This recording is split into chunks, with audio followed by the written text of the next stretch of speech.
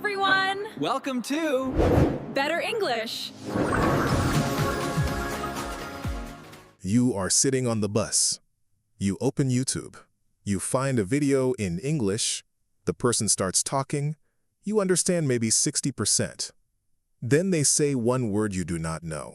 And suddenly you lose the thread of everything. That moment is so frustrating, you understood most of it. But that one word pulled you out completely. That is exactly what we are going to fix today. By the end of this video, you will have heard 5 short English stories. Each one is simple, clear, and built for English listening practice. And every story teaches you something you can actually use. We do not use textbook English here. We use real language, the kind people actually say, short sentences, real situations. And after each story, we break down the key words together. Here is the first thing you need to know. Short stories are one of the fastest ways to improve your English listening. Let that sit for a second. Short stories are one of the fastest ways to improve your English listening. And you are about to hear 5 of them. Let us get into it. Our first story is called The Wrong Order. Listen carefully. A man walks into a cafe. He looks at the menu for a long time. Finally, he says to the person at the counter, "Can I have a large coffee, please?" The person smiles and says, "Of course. Would you like anything else?" The man thinks for a moment. Then he says, "Actually, can I change that to a tea?" The person behind the counter laughs quietly and says, "Of course. Anything else?" The man looks at the menu again. Then he says, "You know what? The coffee was fine. Can I go back to that?" The person just smiles and says, "1 large coffee. Coming right up." I love this story because I do this exact thing every time I order food. I read the whole menu, pick something, and then immediately want something different. It is a very human thing to do. Let us look at the key words from that story. The first one is, "Can I change that?" This is how you politely take back something you said and say something new instead. Here it is again. "Can I change that?" means I want to choose something different now. The second phrase is coming right up. This is what a person says when they are about to bring you something very soon. Like, do not worry, it is on its way. You will hear this in restaurants, cafes, shops. And the third phrase is, "Would you like anything else?" This is a very common question in shops and cafes. It means, is there something more I can get for you? Think about the last time someone asked you this. Did you understand it right away? If this story felt comfortable, that is a great sign. If you had to replay it, that is okay too. That is exactly what the PDF and the description is for. It has all 5 stories written out so you can read and listen at the same time. Go check it out. Story 2 is called The Lost Phone. A woman is standing in her kitchen. She is looking for her phone. She checks the table. Not there. She checks the sofa. Not there. She goes back to the kitchen and looks again. Then she hears a sound. A buzzing. She follows the sound. It is coming from inside the fridge. She opens the door. There is her phone, sitting next to the orange juice. She does not remember putting it there. She picks it up and says to herself, "I need more sleep." Okay, I have absolutely done this. Not the fridge specifically, but I once found my keys in the bathroom next to my toothbrush. I have no memory of putting them there. When you are tired, your brain just does strange things. The key phrase from this story is, "I need more sleep." This is something native speakers say all the time when they make a small mistake or do something a bit strange. It is light, self-aware, and funny. Here it is again. "I need more sleep" is a casual, friendly way to say I am tired and that is why this happened. Another phrase to notice is, she says to herself. This means she is thinking out loud, but only for her own ears. Nobody else is listening. You will hear this in stories a lot. It is how we show what a character is thinking. And the word buzzing is important too. Buzzing is the sound a phone makes when it vibrates. It is a low, shaking sound. Think of a bee flying close to your ear. That is buzzing. So when she hears buzzing, she knows exactly what it is. Before we move on, quick pause. If this is useful, hit subscribe.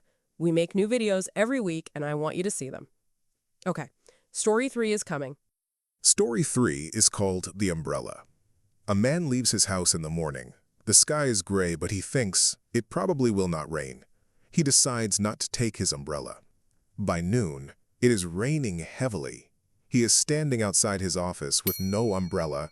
A woman next to him has a bright yellow umbrella. She notices him getting wet. She says, "Do you want to share?" He smiles and says, "That would be great, thank you."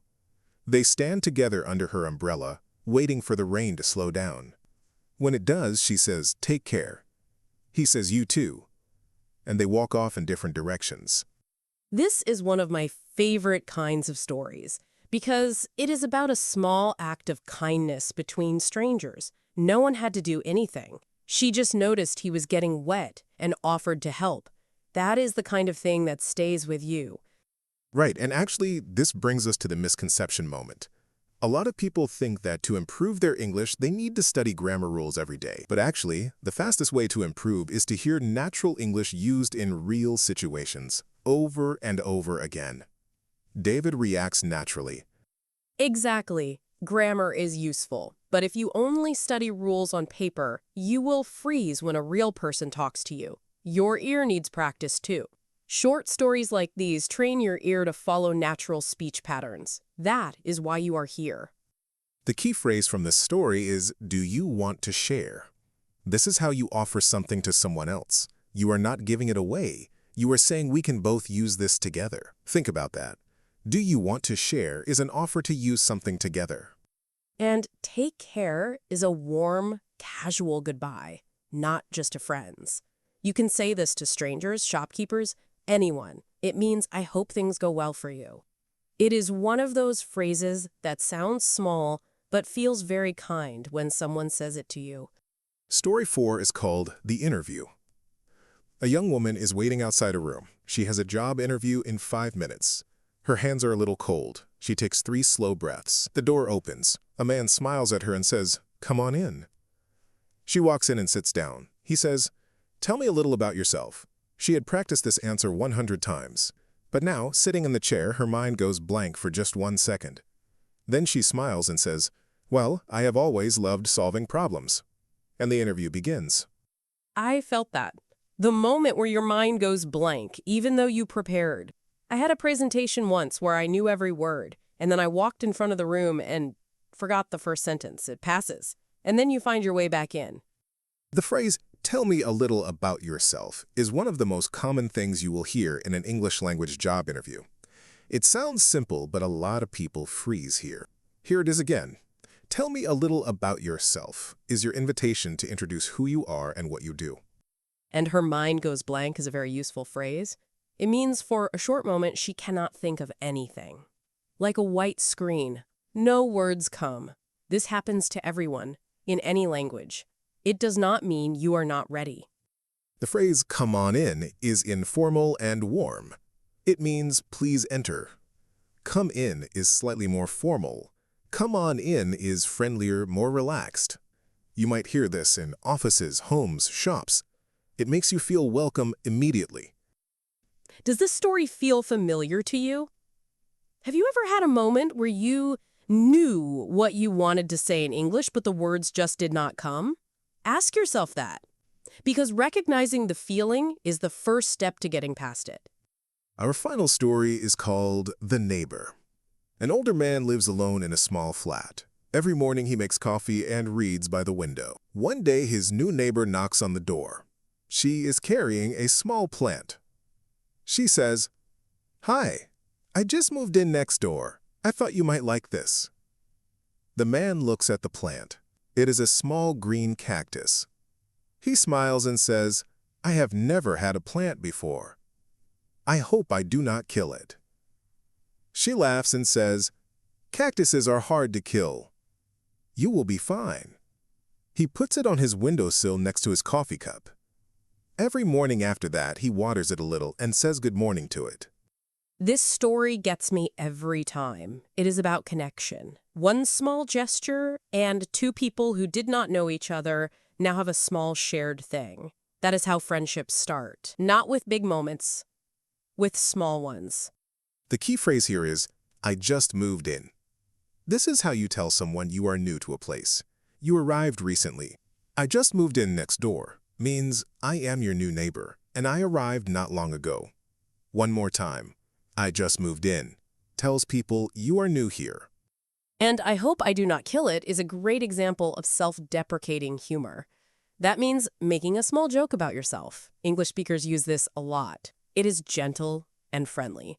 It is a way of saying, I am aware I might not be great at this, and that is okay. The word windowsill is the flat shelf at the bottom of a window, the part where you might put a plant or a candle, or just rest your arms. It is a small detail, but it makes the story feel real. Good stories always have small, real details like this. And that is our fifth and final story. 5 small moments, 5 real situations, all in plain, natural English. If you want to read all 5 again and practice with them, the PDF is in the description below. It is free, and it goes perfectly with this video. Okay. Let us talk about what you actually did today. You heard 5 complete English stories. You learned phrases like, can I change that? Do you want to share? I just moved in. And coming right up. These are not textbook phrases. These are things real people say every day. And you practice something that a lot of learners skip. Listening to natural English in full context. Not just single words, not just grammar rules, but full situations with real rhythm and real emotion. If you made it to the end of this video, you already did more English practice today than most people will do this week. That matters. Subscribe so you do not miss the next story set. We put these out every week, and they are always free. If something clicked for you in this video, type I got it in the comments. I read every single one. And here is your challenge for today. Pick one phrase from this video, just one, and use it in a real situation before tomorrow.